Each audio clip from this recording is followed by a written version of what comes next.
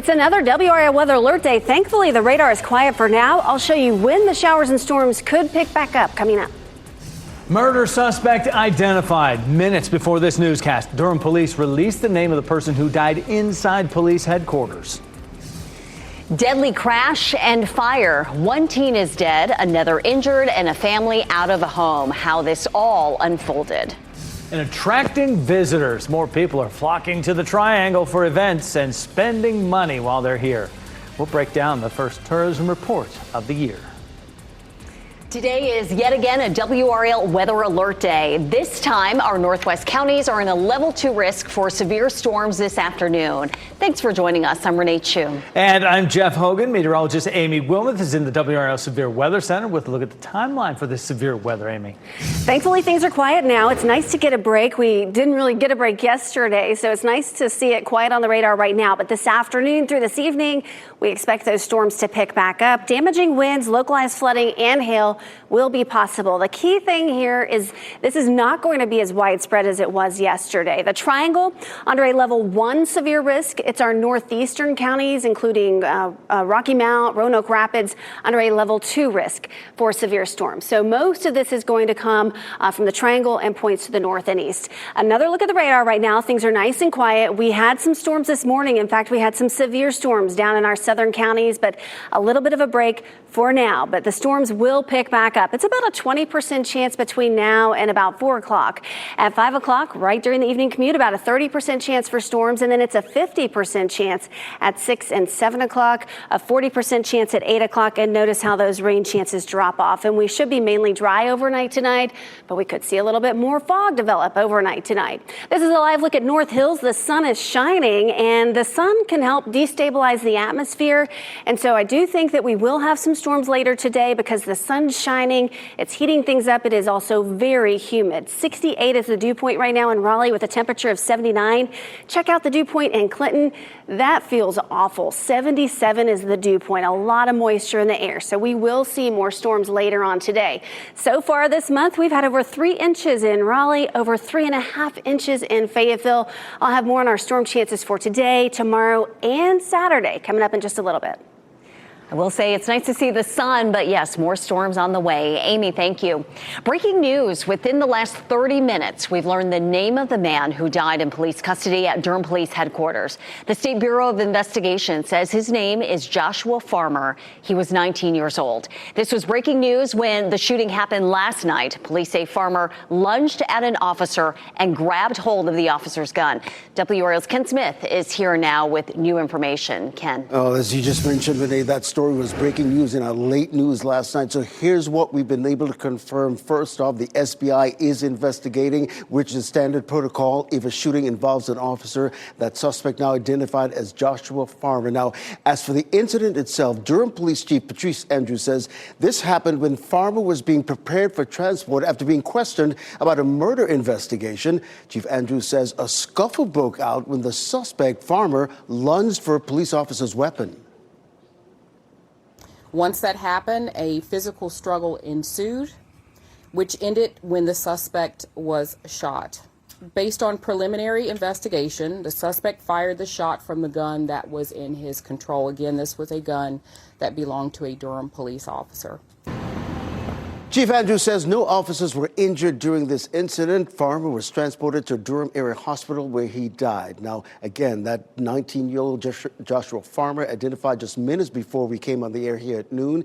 We're also working to get more information about the homicide for which he was being questioned. Look for new reporting on this story in a news starting at 4, of course, online at WRAL.com and on WRAL News Plus. And happening right now in the WRAL Live Center, high-stakes peace talks between Russia and Ukraine hit speed bumps as the Kremlin confirmed that Russian President Vladimir Putin would be skipping out on the negotiations. Now, there was uncertainty over the start date, the location, and whether either side would even participate. A back and forth between Kyiv, Moscow, and Trump hinted the possibility of a 3-way meeting involving all three. That never happened. President Trump added nothing would happen until he and his Russian counterpart attended. The Kremlin says there are no preparations for talks between Putin and Trump in the coming days. A teenager is dead and another is hurt after driving a car into a home. Firefighters say it happened on Stanton Hill Road in Moore County early this morning. WRAL's Flynn Snyder is live at that home, and Flynn, the crash caused the house and the car to burst into flames. Yeah, and the burned remains of this home are really all that remains right now. You can see from the extent of the damage that the flames appeared to engulf most of this home. We're told that the crash was centered towards the left side of the house. Take a look at these new images we just got in from an eyewitness who lives across the street. It shows just the scope and how big the flames were overnight. We are working to learn the ages and names of those in the car. Firefighters say one teen suffered second-degree burns. Another inside died from this crash. It happened around 3:30 this morning, and investigators believe speed was a factor. I talked with the Cypress Point fire chief on the phone earlier. He told me no one was in the home when first responders arrived, but crews did have to rescue a dog from inside. And as we come back now live on the scene, neighbors tell me crews were on scene for several hours early this morning. One neighbor tells me it sounded like a major explosion went off across from his home. Of course, we're going to be checking in with investigators, bring you the latest a little bit later this afternoon. We're live in Moore County. Flynn Snyder, WRAL News. Court documents are shedding light on a stabbing and standoff that dragged on for hours in Raleigh overnight. Those documents say Jarvis Gray is charged with assault with a deadly weapon with intent to kill after stabbing another man 6 times in the head. That stabbing happened around 7:15 last night at the Sheets at the corner of Millbrook Road and Green Road. Raleigh police say they then tracked the suspect to a nearby apartment building, leading to a standoff that lasted hours. Jarvis, this is the Raleigh Police Department. Come to the front door. Come outside with your hands up. Do it now. They told him to come outside with his hands up. Raleigh police say Gray was injured and taken to the hospital before being taken to jail. He's since been released on a $150,000 bond. The victim in this case is expected to recover from the stabbing. New data released this morning shows U.S. wholesale inflation declined last month. It's the biggest monthly drop since COVID, according to the Bureau of Labor. The Producer Price Index reflects prices paid to U.S. producers, and the drop suggests so far companies are absorbing the hit from the Trump tariffs. Economists say we are beginning to see, though, the impact of trade policy. Those higher costs will likely spill over to consumers soon. Federal Reserve Chair Jerome Powell warned the so-called supply shocks could force the central bank to keep rates higher over the long term. Higher real rates may also reflect the possibility that inflation could be more volatile going forward than during the inter-crisis period of the 2010s. We may be entering a period of more frequent and potentially more persistent supply shocks, a difficult challenge for the economy and for central banks. And on Tuesday, the latest consumer price index data showed that overall inflation cooled further for the goods and services Americans commonly purchase. However, some economists say that is due to weaker demand. And with that new economic information from the Producer Price Index, investors remain optimistic. The Dow is rallying up 186 points at this hour. S&P 500 in the green, up about 20 points. NASDAQ, not a whole lot of traction. In the red, though, down 3 points. Retail giant Walmart says it is not immune from President Trump's tariffs, and it does plan to raise prices on some items. Walmart's CEO says the scope of the tariffs won't allow the company to absorb all of the effects. Price hikes are likely to begin later this month. New numbers show people are coming to Wake County to visit, and they are spending plenty of money while they're here. Visit Raleigh is out with 2025's first tourism report. WRAL's Noah Klein is here with what it shows. Noah? Hey, Jeff. Hotel lodging tax collection up a little over 5% at $9.6 million. Meanwhile, prepared food and beverage tax is up 7% at $11.6 million. This report focuses on that first quarter of 2025. The county had more than 100 conventions and events come to the area in that period of time. Some of the biggest included the NCAA Division I men's and women's basketball tournament. Remember, that was the first and second rounds. The totals for those events combined comes out to more than 23,000 people coming to Wake County.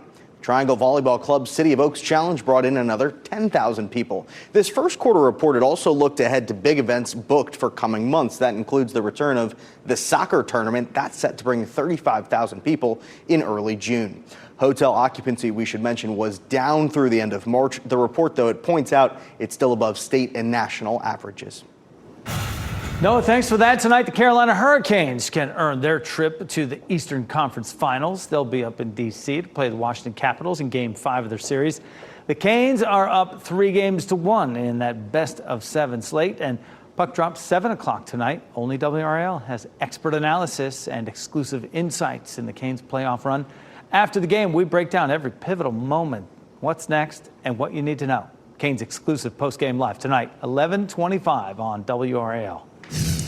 Hurricane season is about 2 weeks away. FEMA is not ready for it, where the agency says it's lacking effectiveness. Plus at 12:30, how the FAA is dealing with so many air traffic issues ahead of the busy summer travel season. Keep watching WRAL News over the air Channel 34 and Spectrum Channel 1257.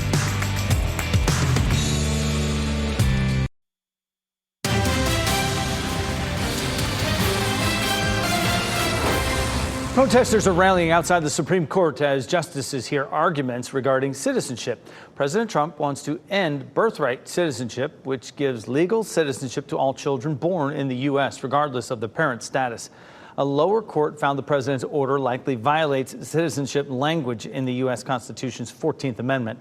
Now the justices will hear arguments about the president's request to restrict orders by lower court judges. Protesters say eliminating birthright citizenship would be devastating. I'm one of those directly affected by birthright citizenship as a daughter born to immigrant parents from Mexico, and it's important to me to talk about this topic because it's giving me the ability to study here. Fight to defeat fascism. Supreme Court typically rules in all its argued cases by the end of June. However, the court could make a decision on this quickly. FBI offices across the country have been ordered to deploy more agents to immigration enforcement. It's a significant shift in priorities for federal law enforcement and comes at a time when the White House is proposing a 5% cut in the Bureau's budget. A spokesman defended the change, saying the FBI has been committed to supporting our partners in immigration enforcement and will remain so. And the Wisconsin judge who is accused of helping an illegal immigrant evade ICE arrest in her own courtroom has pleaded not guilty. This here is Milwaukee Judge Hannah Dugan. She was indicted by a grand jury Tuesday on federal charges, accusing her of falsely telling federal officials back in April they needed a warrant to come into her courtroom. This during an appearance by an undocumented Mexican national, Eduardo Flores Ruiz, who is facing 3 misdemeanor charges. While distracting those immigration officers, she escorted him through a side door. He was arrested after a foot chase. Now, if found guilty, Dugan could face up to 6 years in prison and up to $350,000 in fines. A trial date has been set for July 21st. Michelle, thanks. The Justice Department is reportedly launching a criminal investigation into possible Medicare fraud at United Health Group. In response to the report, the company released a statement saying it stands by the integrity of their Medicare Advantage program. This is the second time the insurer's Medicare Advantage business has come under federal scrutiny this year. It's been a turbulent year for the company, including an historic cyber attack and blowback after the murder of United Healthcare CEO Brian Thompson. A Texas mother accused of buying ammunition and tactical gear for her son is now free on $75,000 bail. Ashley Pardo is charged with aiding in commission of terrorism. Authorities say her son planned to carry out acts of mass violence at his middle school. Officers say the student went to school Monday wearing a mask, camouflage jacket, and tactical pants, but then he left. He was later found off campus. The child's grandmother later found a handwritten note with what appeared to be the names of mass shooters and the number of victims from each shooting. The man accused of killing 4 Idaho college students is set to appear in court today for what could be his last pretrial hearing. Brian Kohberger faces first-degree murder charges in the November 2022 deadly stabbings. The 30-year-old was arrested more than 6 weeks after the killing at his parents' home in Pennsylvania. Investigators say they connected Kohberger to a white vehicle seen near the killings, as well as DNA evidence from the scene.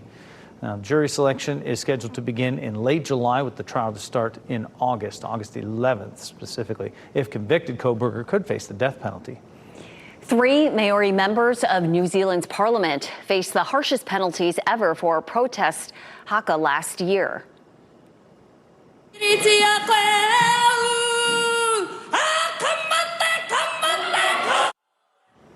The traditional dance began when members of the right-wing ACT Party proposed legislation that leaders say would have divided the country by race. New Zealand's deputy prime minister accused the trio of trying to intimidate others with outrageous hakas.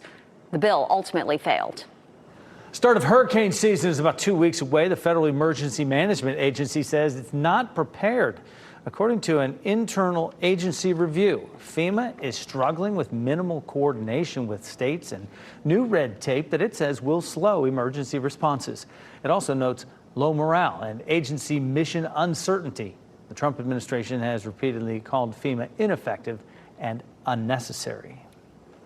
We've had some dicey weather this week, no question, as we get into that season. Yes, it has been a series of severe weather incidents all week, and today is yet another WRAL weather alert day. Right now, getting a little reprieve from the rain, Amy, but that sunshine could lead to more storms later, right? I think it will. It's not going to be as widespread as yesterday. Yesterday was a rough day around here, but it's not going to be as widespread. I'm taking you back in time. So this is midnight, okay? We had some storms this morning that were severe. Watch them roll through our southern counties. We had actually some in southern Wake as well. Those are all gone. Now the radar is nice and quiet, but I do expect some more storms to develop later on this afternoon and this evening. So we're not done with the rough weather just yet. In fact, I think we're going to have some active weather for the next few days. We have a level 1 risk for the triangle, really anywhere shaded in green. This is for today. And then as you travel to the north and east, it's a level 2 out of 5 severe risk. Rocky Mount, you are included in the level 2 risk. This is a look at the risk for tomorrow. So right now we're not in a risk for severe weather. I wouldn't be surprised if we have some severe storms tomorrow, and we'll show you that with Futurecast coming up. And then Saturday gets here and we have a level 2 threat. Saturday, a very complicated forecast. I'll talk about that in the next half hour because there's a lot to talk about with Saturday just because of all the complications involved. Let's talk about Futurecast through the day today. Notice how this is not as widespread at all. Yesterday, it was like we just couldn't get a break. We had waves of storms rolling through on and off for much of the day. 5 p.m. this evening, some storms possible mainly north and east of the triangle. So again, not as widespread, but the key message is anything that develops today could quickly become severe, produce damaging winds, heavy rain, and some hail, but not as widespread as yesterday. And then it's going to settle down tonight. We'll probably see some more fog tonight. And then tomorrow morning, some scattered showers will be possible again for the morning commute. It doesn't look severe at this time, but Elizabeth will be here monitoring the radar. 8 a.m. We'll likely have some wet roads for the morning commute. Tomorrow afternoon, 3 o'clock in the afternoon, storms will be possible again, pretty unsettled. We'll have scattered storms during the evening commute. Wouldn't be surprised if we're put under at least a level 1 severe risk for tomorrow. We've had a lot of rain in the last 5 days. In fact, we've had anywhere from about 2 to 4.5 inches, just depending on where you are. It's just been an incredible amount of rain. And if you step outside, you will feel the moisture in the air. It is very muggy outside, and all that moisture with the sun.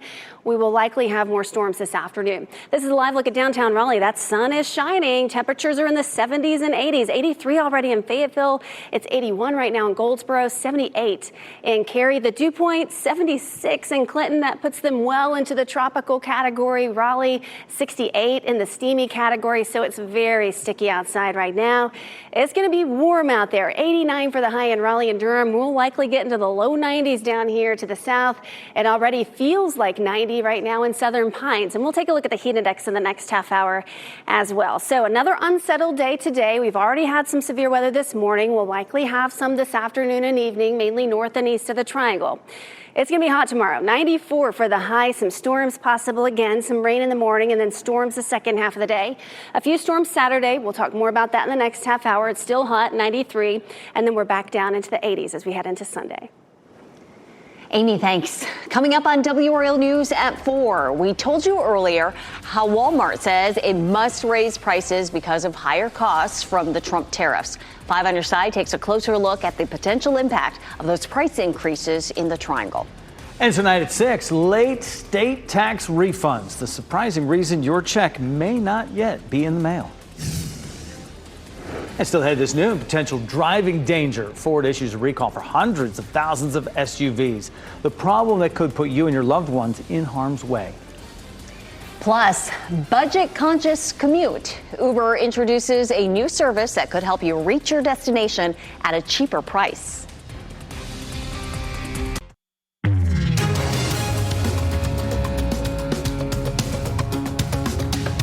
Consumer spending has been slowing down just a bit, but if you're in the market for certain products, May just might be the very best time of year to purchase them. 5 on your side's Keely Arthur has the best bargains this month.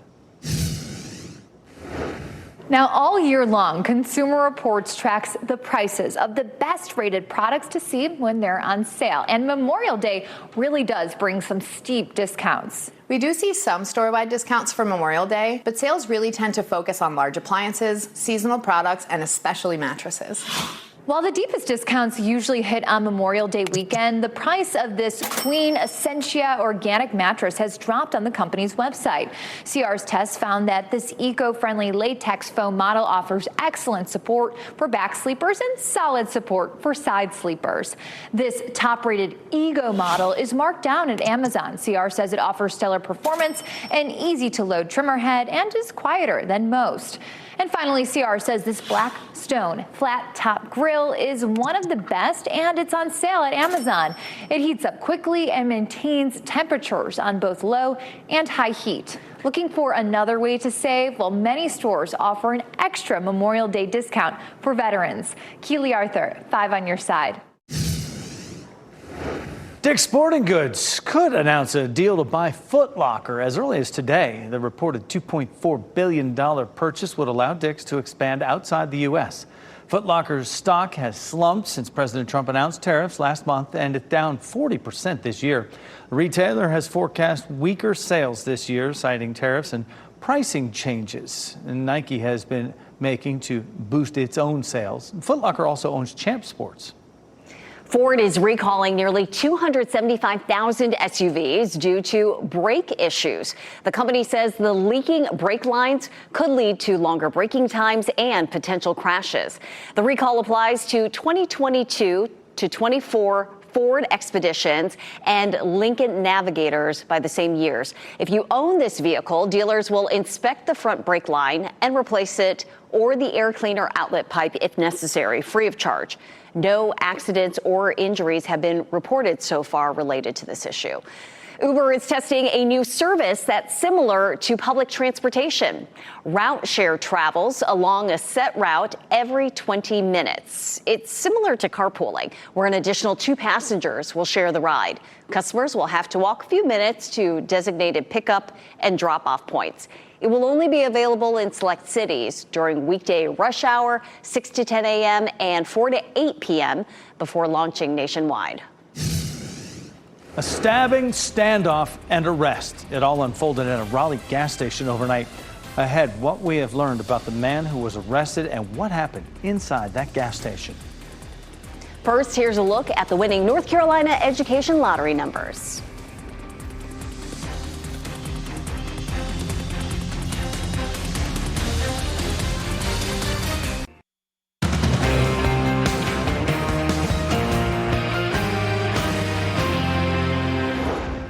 It is the 4th day in a row for a WRAL Weather Alert Day. Meteorologist Amy Wilmoth is in the WRAL Severe Weather Center right now. The radar looks like today, boy, we have been active. Yeah, it's if you remember this time yesterday, it was really lit up with showers and storms. It's really nice to get this break. We had some severe storms in our southern counties this morning. It's a break right now. Radar is very quiet, but we do expect storms to pick up again this afternoon and this evening. Now, if you're in our southwest counties, you'll probably stay dry. It's the northeastern half of the viewing area that has the best chance for storms. So a few hours of some dry time, which is nice. It's great. But we do have those storms back in the forecast right during the evening commute. So some scattered storms possible from the triangle and to the north and east. Any storms that form today could become severe with some strong winds, heavy rain, and some hail. Nice to see some quiet weather here at the airport yesterday. It was coming down at the airport at this time. Look at the temperature. 79 right now. Feels like 81. It's 85 right now. now in Southern Pines. It feels like 90. And so I haven't shown this probably since the summer months. We haven't shown the heat index map, but it already feels like 90 in Clinton as well. So it is hot and steamy out there. Coming up, our storm chances are going to continue into Saturday. I'll have more on the level 2 risk for Saturday coming up. And happening right now in the WRAL Live Center, Justice Department official Ed Martin is under investigation by an ethics office in Washington, D.C. On his last day as U.S. attorney yesterday, he alerted his office, hundreds of people in his office, to the matter, claiming his confidentiality had been violated. He said the legal ethics office had inappropriately notified a unit of his U.S. attorney's office of the probe. He did not elaborate on the specific allegations against him, but Democratic lawmakers, they've accused him of abusing his power, seeking the suspension of his law license or other penalties. Trump just last week announced that he would be replacing Martin with Fox News host Jeanine Pirro. Court documents are shedding light on a stabbing and standoff that dragged on for hours in Raleigh overnight. Those documents say Jarvis Gray is charged with assault with a deadly weapon with intent to kill after stabbing another man 6 times in the head. All this played out along East Millbrook Road, finally ending at an apartment building on Hoyle Drive. WRAL's Eric Miller explains what happened. A business manager we spoke with says petty crime and violence has only gotten worse on this stretch of East Millbrook Road over the last few years. Last night's stabbing at this Sheets is just the latest example. This is going to be a confirmed stabbing. We're upgrading and sending additional resources. Radio traffic reveals the moments police first got the call around 7:15 Wednesday evening. That stabbing happening at the Sheets at the corner of East Millbrook Road and Green Road. Raleigh police say they then tracked the suspect to a nearby apartment building, leading to an hours-long standoff. Jarvis, this is the ride to the park. Come to the front door. Come outside with your hands up. Do it now. The suspect in this case, Jarvis Gray, was finally arrested around 12:30 this morning. He was injured and first taken to the hospital before then being taken to jail. He's now been released on a $150,000 bond. The victim in this case is expected to recover. In Raleigh, Eric Miller, WRAL News. We're also working to learn the name of a teenager who was killed and another who was hurt after crashing a car into a house in Moore County. This happened on Stanton Hill Road in Cameron around 3:30 this morning. First responders say the house and car were both on fire when they arrived. A dog was rescued from that home. No people were inside it at the time. This is a live look at RDU International right now, where airlines are gearing up for the busy summer season. Aviation experts are taking steps to reduce delays and keep everyone safe. That's especially true at Newark Liberty International in New Jersey, where a slew of issues have hindered travel plans. NBC's Tom Costello shows us how the airlines and the FAA are addressing the situation.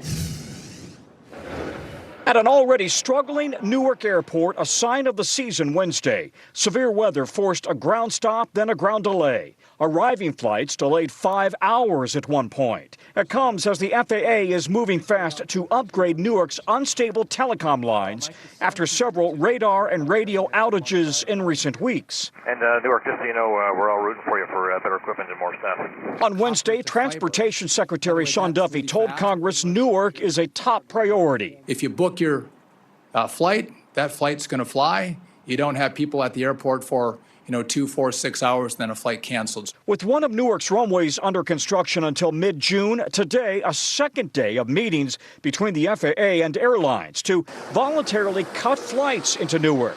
Already, United has cut nearly 36 daily flights. You're meeting with your competitors to trim down the Newark schedule. We are going to work to figure out how, with the government as a mediator, how to get the aircraft heading towards the runway consistent with the capabilities of the runway. The airlines and the FAA insist Newark airspace remains safe, but Secretary Duffy acknowledged he'd recently changed his wife's flight to avoid Newark. My wife had to do an event, and she was in the city of New York, and so I did. I moved her from Newark to LaGuardia, not for safety, but because I needed her flight to fly. She had to get there. Meanwhile, more than 3 months after an Army helicopter crashed into an American Airlines regional jet in Washington, killing 67 people, The FAA says a hotline between controllers at Washington Reagan and Pentagon helicopter controllers has been out of service for 3 years.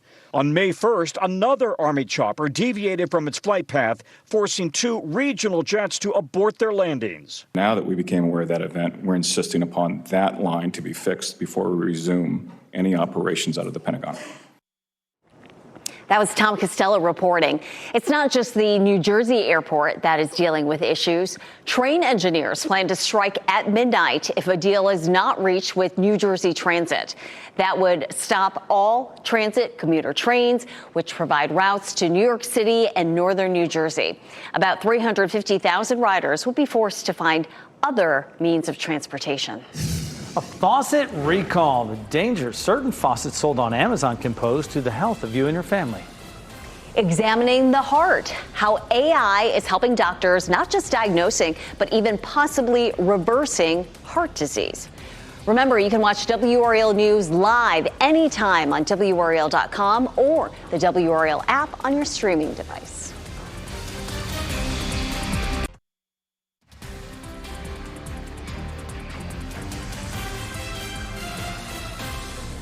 Look at those blue skies. Lovely time over Goldsboro right now. We're seeing some sunshine. Hey, it's a nice break for what we could be up against on this WRAL Weather Alert Day. So stay weather aware as you watch WRAL News, available on Spectrum and the WRAL app on your TV or streaming device.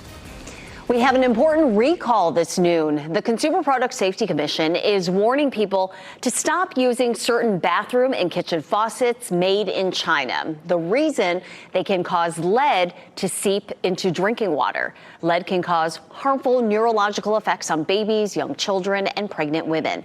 These faucets were sold on Amazon for between $30 and $70. If you have one of them, stop using it immediately. A new CNN report found dangerously high levels of arsenic and cadmium in more than 100 brands sold in the U.S. Both arsenic and cadmium are linked to serious health issues, including diabetes, developmental delays, and reproductive toxicity. Both are known carcinogens that can be passed from mother to fetus.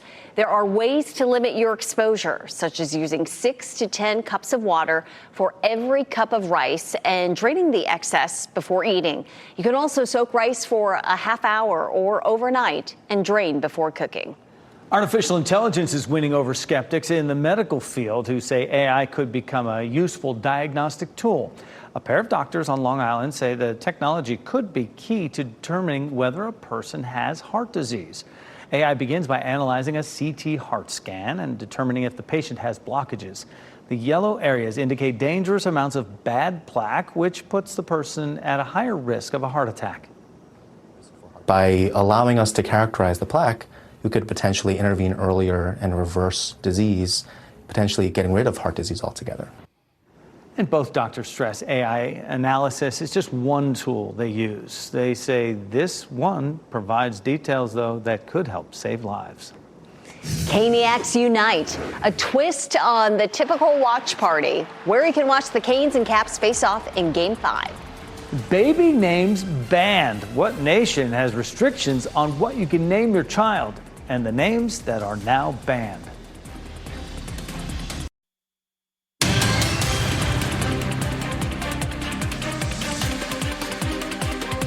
It's a matter of safety, cracking down on human trafficking and upholding the law. There's a new effort in the state to make sure businesses that offer massages are following the rules.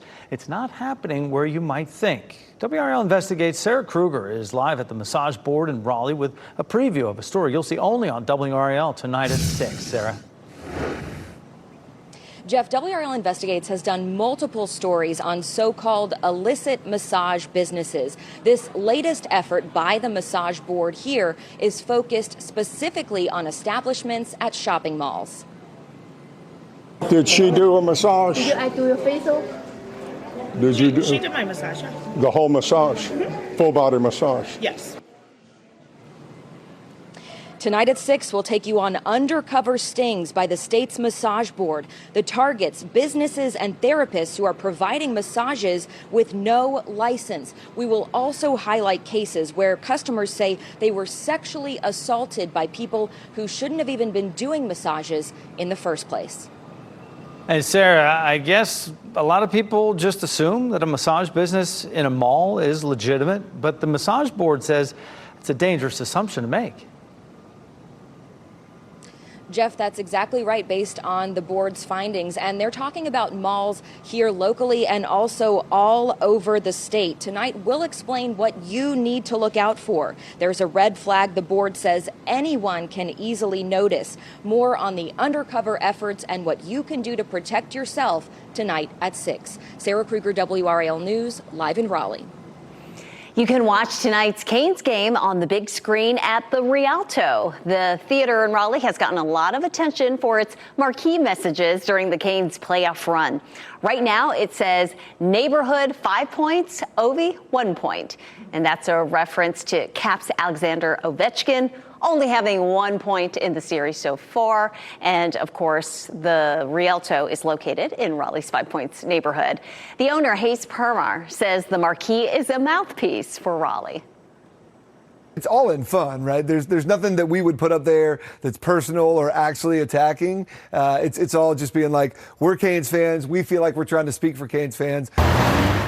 Fun way to show support. The doors open at 6:30 for tonight's watch party. It's Game 5, and it is free to attend.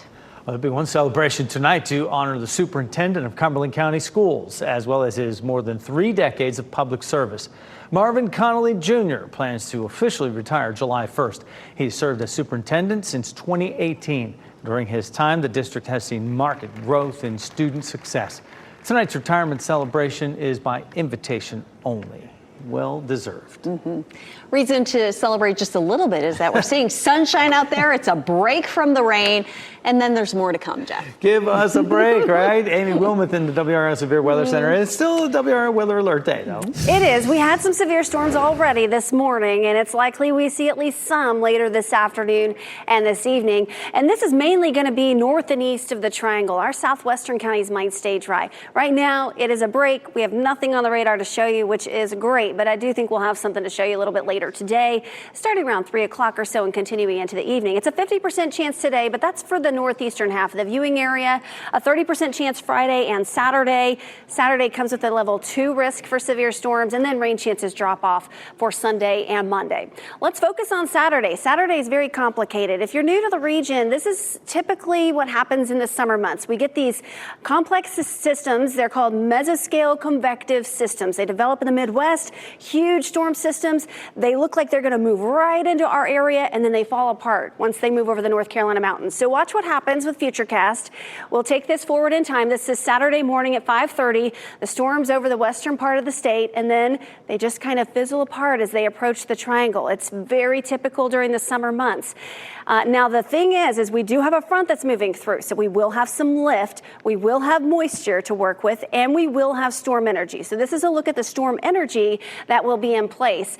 And we will have enough, especially in the eastern half of our viewing area. So here's 8 a.m. on Saturday, the cold front still to the west. And then by the time we get to the afternoon, the cold front is approaching. So that's when we'll start to see some lift. We will have some storm energy. This is moderate storm energy from the triangle and points to the east.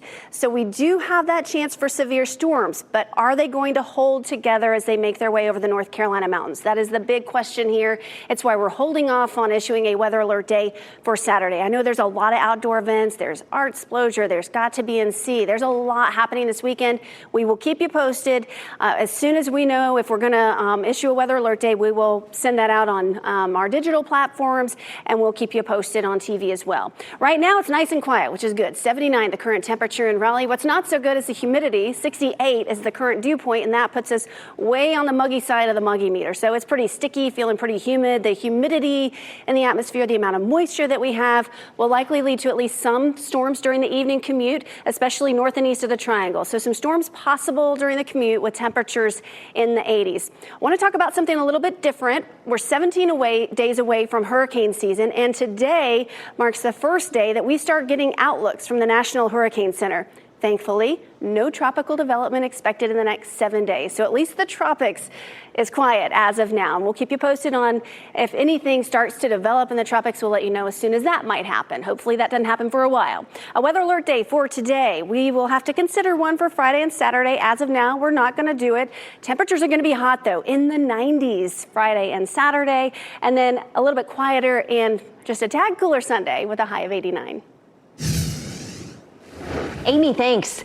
Banned baby names. It's okay for your parents to give you the royal treatment, but your name cannot reflect it on one island. The top 2 names rejected under the law in New Zealand. And have a look at your winning Powerball lottery numbers right here on your screen.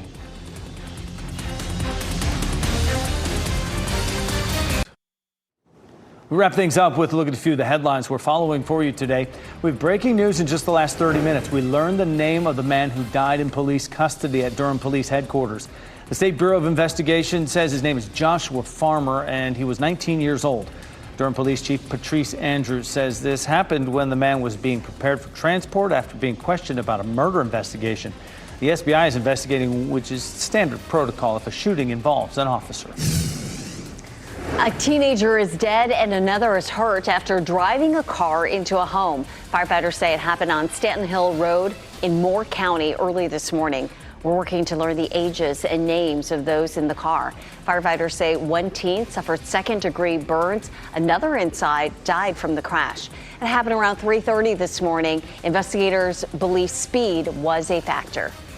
Court documents are shedding light on a stabbing and standoff that dragged on for hours in Raleigh overnight. Those documents say Jarvis Gray is charged with assault with a deadly weapon and intent to kill after stabbing another man 6 times in the head. That stabbing happened around 7:15 at the Sheets at the corner of Millbrook Road and Green Road. Raleigh police say they then tracked the suspect to a nearby apartment building, leading to that hours-long standoff. North Carolina native and YouTube star Mr. Beast is at the center of a new controversy after filming in some of Mexico's most important archaeological sites. Mr. Beast and his team visited several sites, some of which are not accessible to the public. The team also used a drone shot that appears to be inside a temple. The National Institute of Anthropology and History says the visit and the recording were carried out through formal requests. Mexico's president warned there may be sanctions if the permit was violated. More than 1,000 children in the U.S. were named king last year. That name is banned in New Zealand. As a matter of fact, it topped the list of baby names rejected by the country's Registrar General. Second was Prince. New Zealand uses a strict registration law to police its birth names. According to the law, baby names must not be offensive, unreasonably long, or include numbers or symbols. They also can't resemble official titles or ranks without adequate justification. 38 proposed names were rejected last year, and most of them had royal links. Our pet of the day is sure to melt your heart. Meet Dennis. Your future adventure buddy comes with floppy ears and a big heart. Dennis is an adorable hound mix puppy. He's about 6 months old, and he's looking for an active forever home where he can stretch his legs and soak up a lot of love. Contact Hope Animal Rescue to see if you're a match. Enjoys a good nap there. NBC News Daily is next on WRAL. Your next local news update in 30 minutes. You get breaking news updates with our WRAL News app. Stay safe with the latest WRAL Weather Alert Day info. Get up to the minute weather and traffic conditions when you get in your car. In Raleigh on 99.3 FM, in Durham 96.5 FM, and everywhere on 101.5 HD3.